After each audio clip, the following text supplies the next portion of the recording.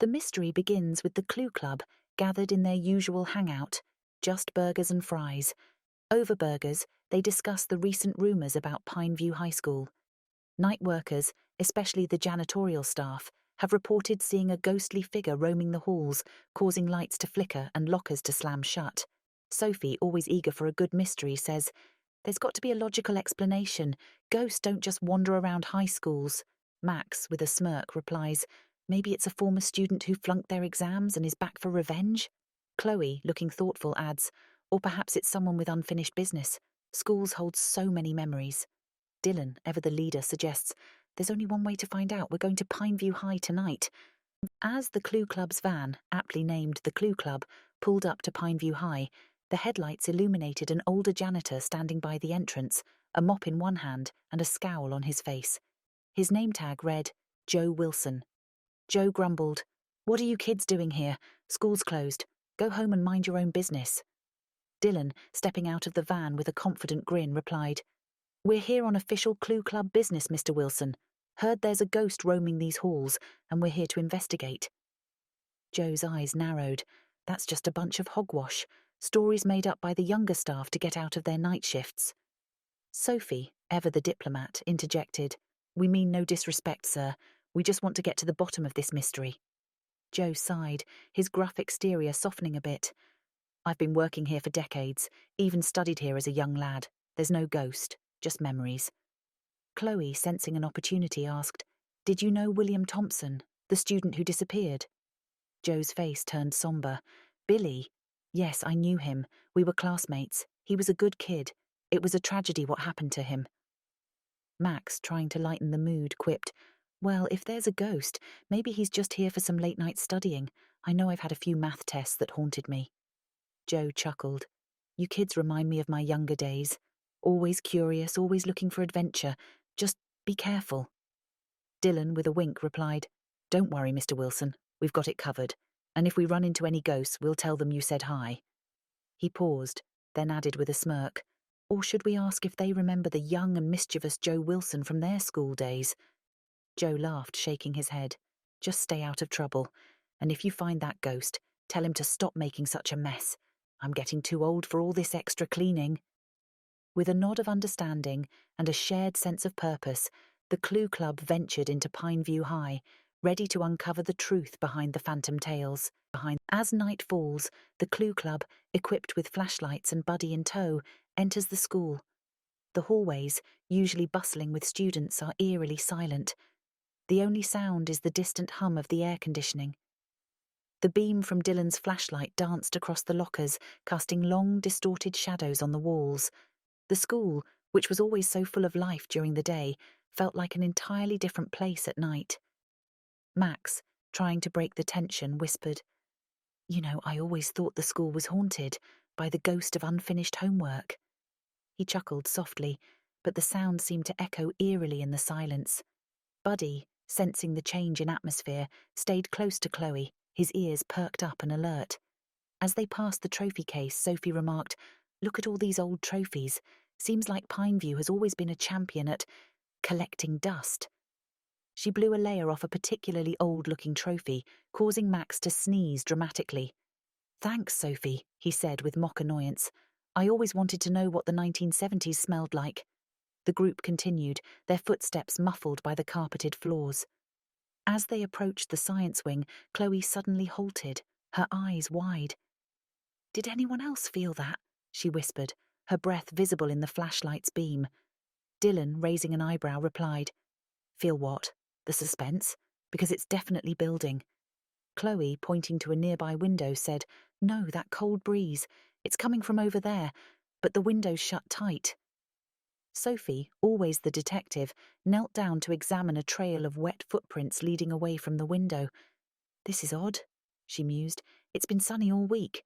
Where could these have come from?" Max, with a smirk, said, "Maybe the ghost needed to cool off after a heated game of basketball in the gym." Dylan chuckled, "Or perhaps he's just trying to make a splashy entrance." Despite the jokes, the atmosphere grew tenser. The Clue Club knew they were onto something, and with each step they were getting closer to uncovering the mystery of Pineview High. The gymnasium, with its high ceilings and wooden bleachers, felt vast and empty. The banners of past victories hung limply from the walls, and the polished basketball court reflected the dim light from the entrance. Sophie, kneeling beside the scattered yearbooks, picked up a folded letter that had slipped out from between the pages. Unfolding it carefully, she began to read aloud. "Dear Diary, prom is just around the corner, and I can't shake this feeling of dread. I found out today that Jenny is going with Mike. I thought we were a sure thing, especially after all the hints she dropped. And to top it all off, I lost the title of prom king to Brad Mitchell. How did everything go so wrong?" Dylan, trying to lighten the mood, remarked, "High school drama, the real haunting of our teenage years. I remember when I wasn't voted most likely to succeed. Joke's on them, though. Look at me now, chasing ghosts in my prime." Max chuckled, and here I was, just hoping to be most likely to get a good night's sleep. Still waiting on that one. Chloe, her fingers tracing the faded ink of the letter, said softly, "It sounds like William was really heartbroken. Missing prom, losing his girlfriend, not being crowned prom king. It must have been a lot for him." Sophie, flipping through the yearbook, found a page dedicated to William. "There's a tribute here. It says he vanished just days before prom. No one knew what happened to him." The atmosphere in the gym grew colder, and the distant sound of a slow dance song from the 70s began to play. The shadowy figure of William appeared, looking forlorn and lost. Dylan, taking a step forward, said, "William, is that you? Are you still here because of what happened before prom?" The figure nodded slowly, his eyes filled with sadness. Max, trying to connect, added, "Look, high school was tough for all of us. I mean, I wore braces for 3 years and had a haircut that can only be described as unfortunate, but you can't let one bad chapter define your whole story." William's figure seemed to shimmer, as if struggling between two worlds. The Clue Club realised they needed to help him find closure, to finally let go of the past and find peace. William's form began to shift, becoming more solid and tangible. His eyes, once filled with sadness, now glowed with a mix of anger and confusion. Without warning, he lunged at the Clue Club. The gang scattered, their earlier bravado replaced by sheer panic. Dylan and Sophie dashed into the history classroom, barricading the door with a teacher's desk. Max, with his athletic agility, vaulted over a railing and slid into the art room, hiding behind a large canvas. Chloe, her heart racing, sprinted down the main hallway, her footsteps echoing loudly. Buddy, however, had other priorities. His keen nose detected the delightful aroma of freshly baked goods. Following the scent, he found himself in the school's food pantry. Without hesitation, he went to town on a tray of blueberry muffins, devouring them with gusto.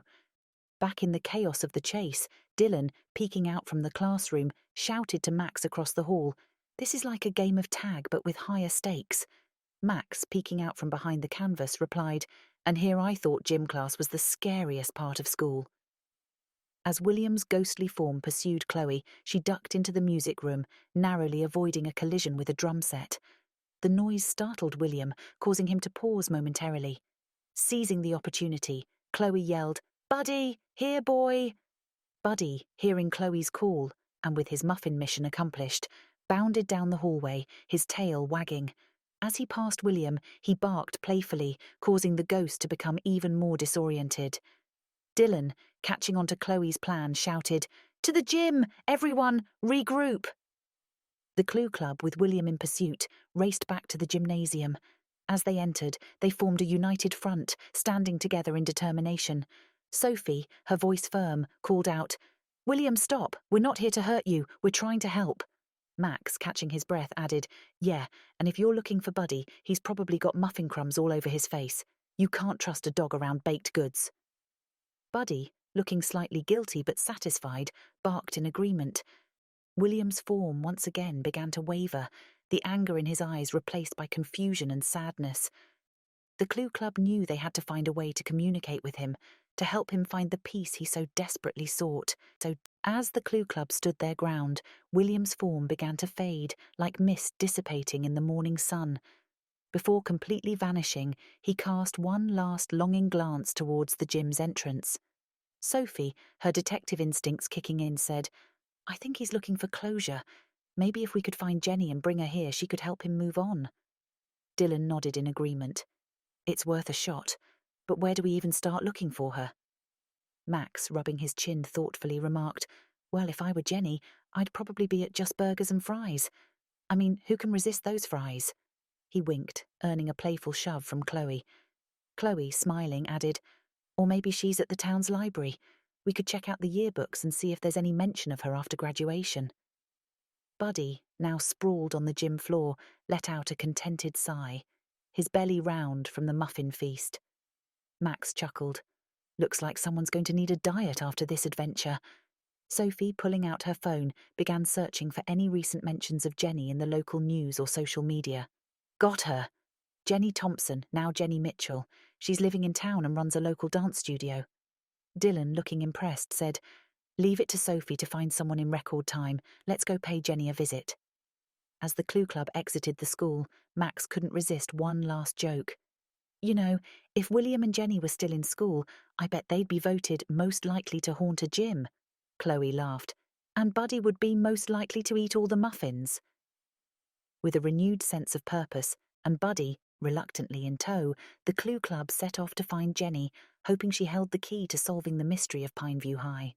The Clue Club arrived at Jenny's dance studio, a quaint building with large windows showcasing dancers gracefully moving to soft melodies. The sign outside depicted a silhouette of a dancer, poised in mid-leap. Inside, they found Jenny, a graceful woman with auburn hair tied in a bun, instructing a group of young dancers. She looked up as the group entered, her eyes widening in surprise. "Can I help you?" she asked, her voice soft yet firm. Sophie stepped forward. "We're from the Clue Club, and we're investigating the hauntings at Pineview High. We believe it's connected to William Thompson." Jenny's face paled. "Billy? I haven't heard that name in years. I thought he had run away after prom." Dylan, trying to lighten the mood, remarked, "Well, he might have taken a detour through the gym. We think he's the one behind the hauntings, and we're hoping you can help." Jenny looked skeptical. "How can I help with a ghost?" Max chimed in. "By giving him the last dance," Dylan added with a grin, "or at least a chance to chat. We think he's been trying to reach out to you." Jenny sighed. "I always wondered what happened to Billy. When he vanished, everyone had their theories. I just assumed he ran away because of the prom fiasco. But when the hauntings started, I began to suspect that maybe there was more to the story." Chloe gently said, "We believe he's trapped between worlds, unable to move on because of unresolved feelings. Maybe if you talk to him, it could give him the closure he needs." Jenny hesitated, then nodded. "All right, I'll come. But I can't promise anything." As they headed back to the school, Dylan, trying to keep the mood light, said, "You know, if this works out, we might just start a new trend. Ghost therapy. Talk about a niche market." Max laughed. "And if it doesn't, we can always start a dance-off. Ghosts versus humans. Winner takes all." Jenny, despite the gravity of the situation, chuckled. "You kids have a unique way of looking at things." Arriving at Pineview High, the group made their way to the gymnasium. The atmosphere was thick with anticipation. Chloe, taking a deep breath, called out, "William, Billy, we've brought someone to see you."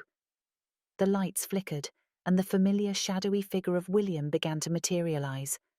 Jenny, taking a step forward, whispered, "Billy, it's me, Jenny." The gymnasium was filled with an eerie silence as William's ghostly form hovered high above them, casting a pale blue glow. His voice, echoing with a mix of pain and anger, resonated throughout the room. "Jenny, why did you do this to me? Why did you leave me for Brad, the new prom king? I thought we had something special." Jenny, tears streaming down her face, replied, "Billy, I never wanted to hurt you. Things just got complicated, but I never stopped caring about you." William's form seemed to shimmer, and it looked as though ethereal tears were forming in his eyes. "I felt so alone, so betrayed. Every night I've relived that pain." Dylan, sensing the tension, quipped, "Well, if you're looking for a dance partner, I've got some killer moves. Ever tried the moonwalk?" The group shot him a look, but it did break the tension momentarily. However, William's anger began to surge again, his form growing more intense and vibrant. As he did, he started to descend slowly from the ceiling, his figure becoming more solid with each passing second. Max, eyes widening, whispered, "Is he falling?" Dylan, ever the joker, remarked, "That's no ghost. That's just William in need of some gravity lessons." As William's form neared the ground, Dylan lunged forward, tackling the once ghostly figure. To everyone's surprise, instead of passing through a spectral form, Dylan was met with a very solid, very real person. Sophie, in shock, exclaimed, He's real! Chloe, piecing things together, said, So all this time William wasn't a ghost, he was just hiding? Dylan, now wrestling with William, managed to tie him up using some ropes from the gym's storage. Looks like our ghostly mystery just got a lot more grounded. Max, shaking his head in disbelief, added, And here I thought I'd finally seen a real ghost. Talk about a letdown. Jenny, still processing everything, whispered, But why, Billy? Why all this? William, now restrained, looked up with remorse. I couldn't face everyone after what happened. I felt so ashamed, so I hid. Over time, the school became my refuge, my prison. I just wanted to be remembered, to be noticed. Dylan, pulling out his phone, said, Well, you're definitely going to be noticed now. Time to call the local police. As the Clue Club waited for the authorities, they reflected on the night's events. Once again, they had solved a mystery, but this one had a twist they hadn't expected. The wailing sirens of the sheriff's car pierced the night as it pulled up to Pineview High. Sheriff Daniels, a tall, gruff man with a silver moustache, stepped out, adjusting his hat. Every time there's a mystery in this town, you Clue Club kids are always one step ahead of me, he grumbled, though there was a hint of amusement in his eyes. Dylan, leaning against the Clue Club van, grinned cheekily. Well, Sheriff, maybe if you swapped that coffee for a milkshake once in a while, you'd be a bit quicker on your feet. The sheriff chuckled. Maybe you're right, kid, but for now, I'll stick to my black coffee. Sophie handed over her notes to the sheriff, detailing everything they had discovered. We think William was just lost, Sheriff, lost in his memories in the past. Sheriff Daniels nodded. It's a sad story, but thanks to you all, maybe he'll find some peace. With the mystery wrapped up, the Clue Club decided to make one last stop at their favourite hangout, just burgers and fries. As they settled into their usual booth, Max pondered aloud. I still can't believe William stayed hidden in that school for so long. I mean, I've tried to avoid a few tests in my time, but that's next level. Chloe, sipping on her milkshake, replied, People deal with pain in different ways. Maybe the school was the only place he felt safe. Dylan, ever the joker, added, Or maybe he just really liked cafeteria food. I mean, who can resist those mystery meat Mondays? The group laughed, and just then, the cook from behind the counter, the same burly man with a bushy moustache, approached their table. Another mystery solved, huh? Anyone up for a celebratory round of fries? Before anyone could answer, a soft snoring sound caught their attention. They all turned to see Buddy, sprawled out on the floor, a half-eaten burger beside him, and his belly rounder than ever. Max, chuckling, remarked, Looks like someone started the celebration without us. The group burst into laughter, the earlier tension of the night melting away. As they enjoyed their meal and each other's company, they knew that while one adventure had come to an end, many more awaited them on the horizon.